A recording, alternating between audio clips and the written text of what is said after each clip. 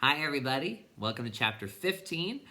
So in chapter 14, Bastian got a little bored just playing around in the night forest, and he started making more wishes, like, oh, it's good to be handsome and strong, but now I want to be tough. I want to build up my endurance. So the night forest just crumbled into dust and turned into this desert of many colors, and Bastian had to travel across it, and it toughened him up. And then he thought, well, now I want to be brave like Atreyu. Maybe if I could face down a monster like Atreyu did, that'll make me brave. I can show my courage. And then this lion made out of fire appears and calls himself Grograman, the many-colored death, and the flames of his mane are so hot that creatures for thousands of miles around would be burned to ash. And Bastian is safe because he is still wearing Arin. And Grograman calls Bastian his master and takes him back to his palace and says, we've run out of time. We'll talk in the morning. I want you to solve a riddle for me. I want to know why I exist and why I am the way I am. And then he went to sleep, which Bastian learned going to sleep for Grograman means he turns to stone. And when Bastian went back outside, the desert's gone and the night forest has started growing again. So we're going to learn more about that in chapter 15, Grograman, the Many-Colored Death.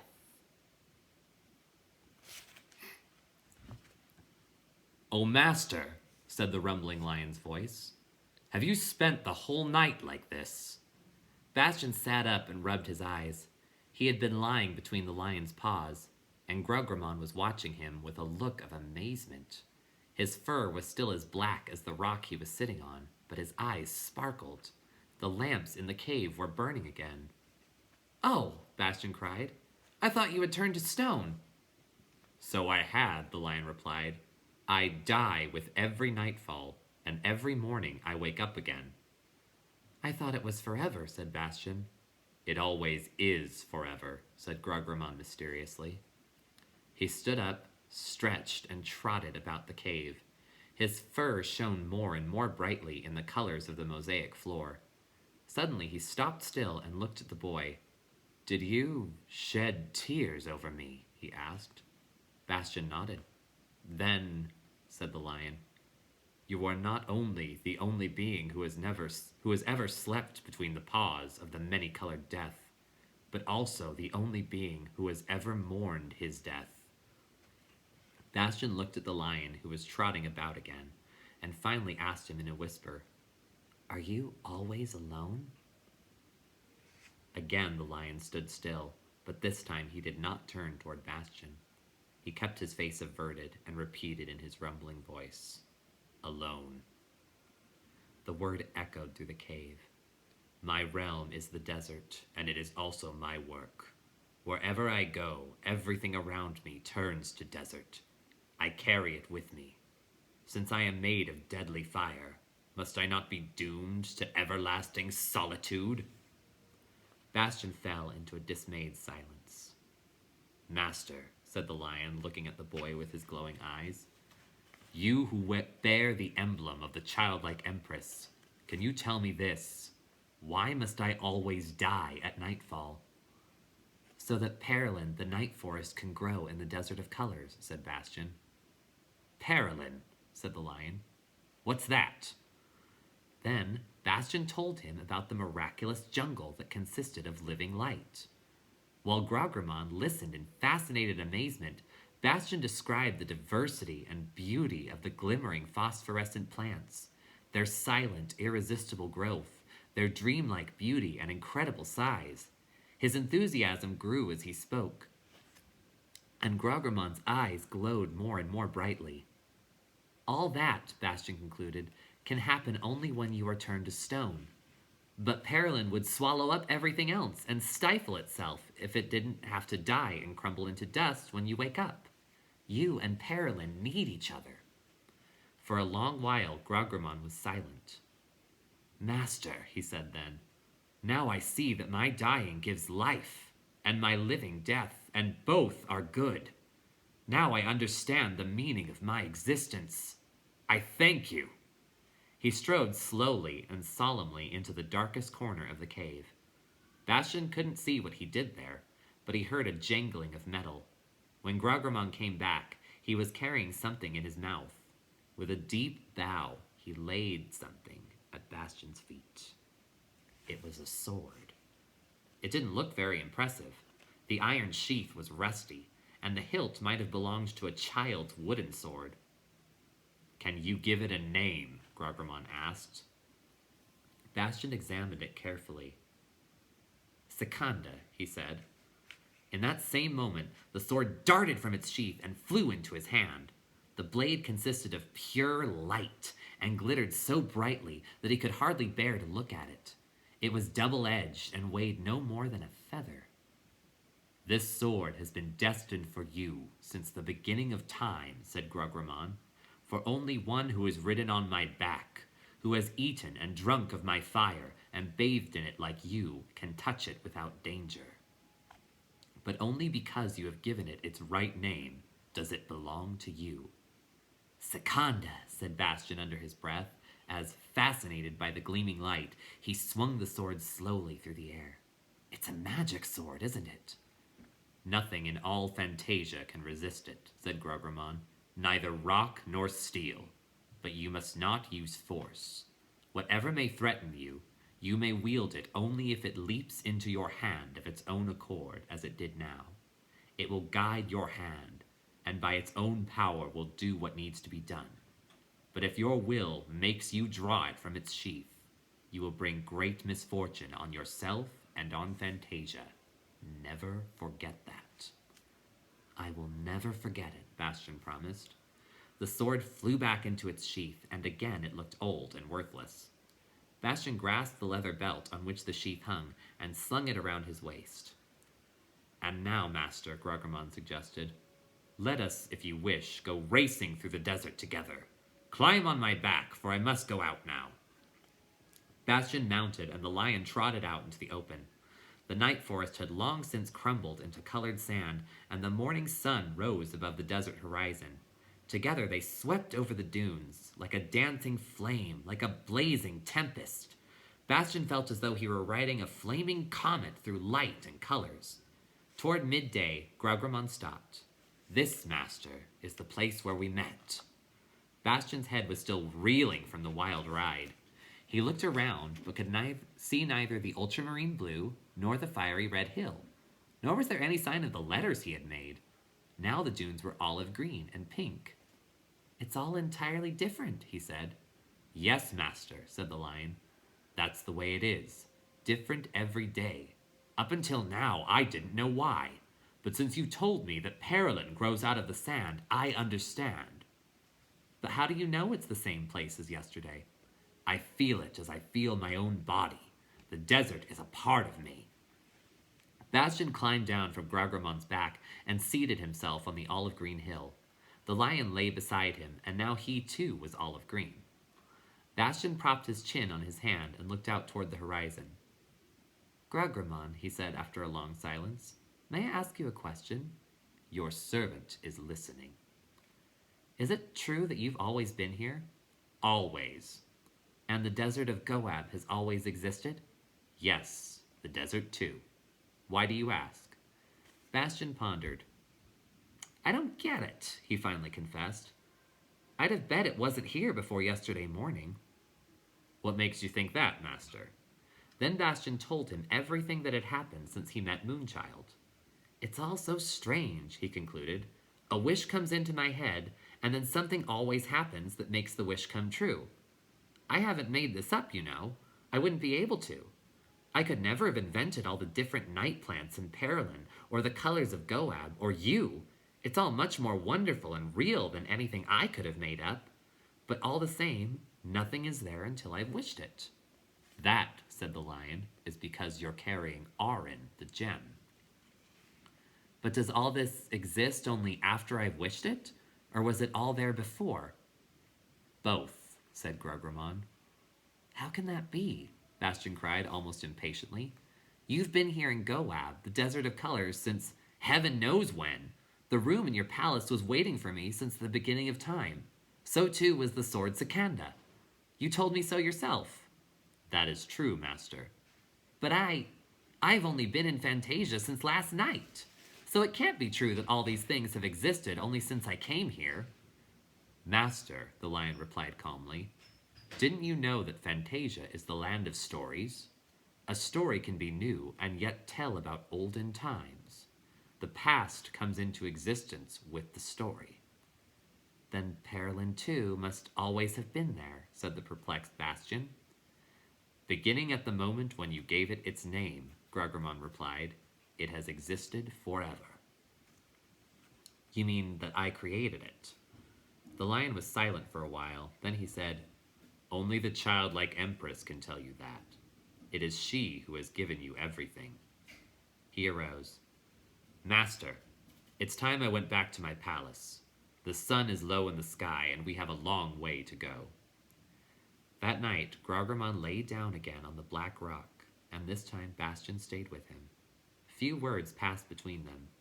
Bastian brought food and drink from the bedchamber, where once again the little table had been laid by an unseen hand. He seated himself on the steps leading to the lion's rock, and there he ate his supper. When the light of the lamps grew dim and began to pulsate like a faltering heartbeat, he stood up and threw his arms around the lion's neck. The mane was hard and looked like congealed lava. Then the gruesome sound was repeated. Bastian was no longer afraid, but again he wept at the thought of Grograman's sufferings, for now he knew they would endure for all time.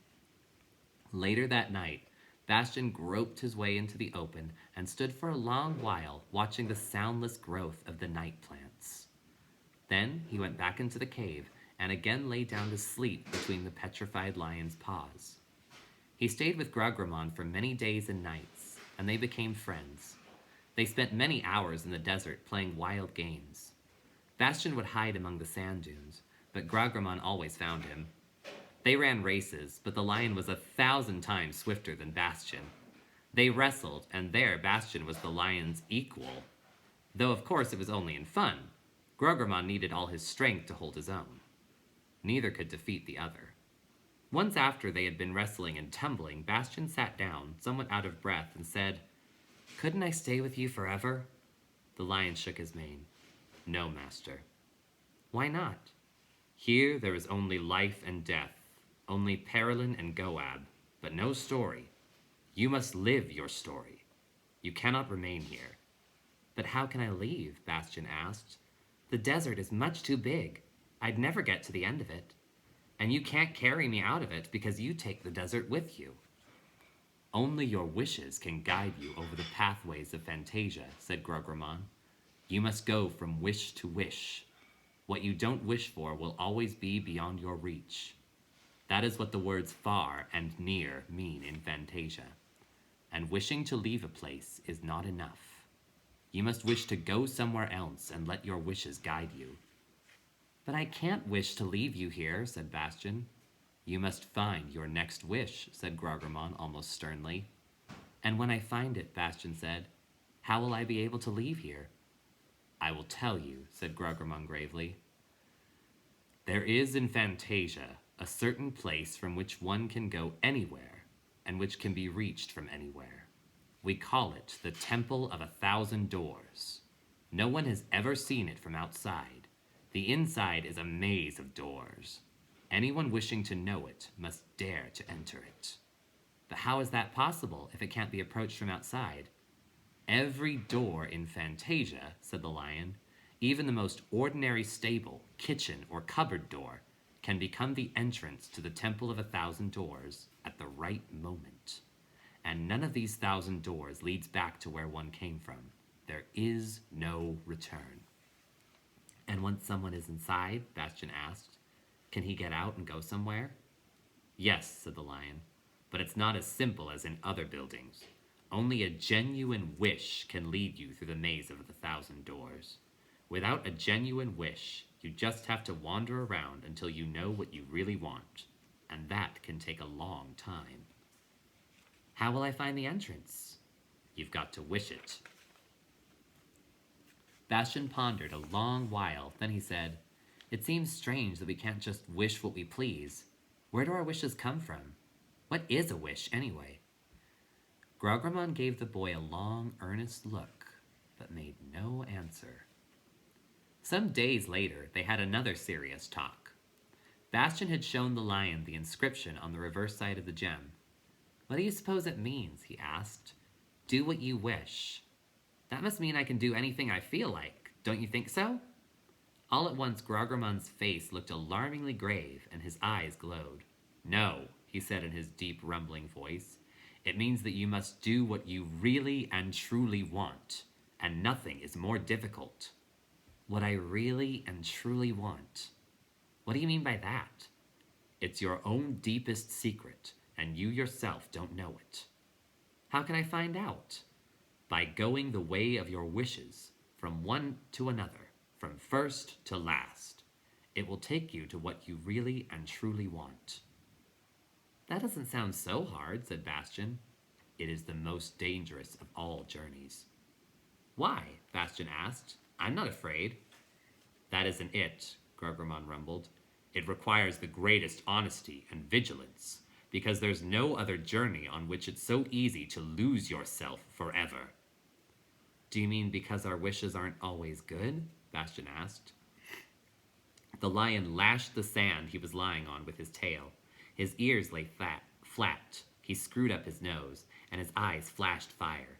Involuntarily, Bastian ducked when Grograman's voice rose once again and made the earth tremble. "What do you know about wishes? How would you know what's good and what isn't?" In the days that followed, Bastian thought a good deal about what the many-colored death had said. There are some things, however, that we cannot fathom by thinking about them, but only by experience. So it was not until much later, after all manner of adventures, that he thought back on Grograman's words and began to understand them. At this time, another change took place in Bastian. Since his meeting with Moonchild, he had received many gifts. Now he was favored with a new one, courage, and again something was taken away from him, namely the memory of his past timidity. Since he was no longer afraid of anything, a new wish began, imperceptibly at first, then more distinctly, to take shape within him. The wish to be alone no longer. Even in the company of the many-colored death, he was alone in a way. He wanted to exhibit his talents to others, to be admired, and to become famous. And one night, as he was watching Perilin grow, it suddenly came to him that he was doing so for the last time, that he would have to bid the grandiose night forest goodbye. An inner voice was calling him away. He cast a last glance at the magnificently glowing colors.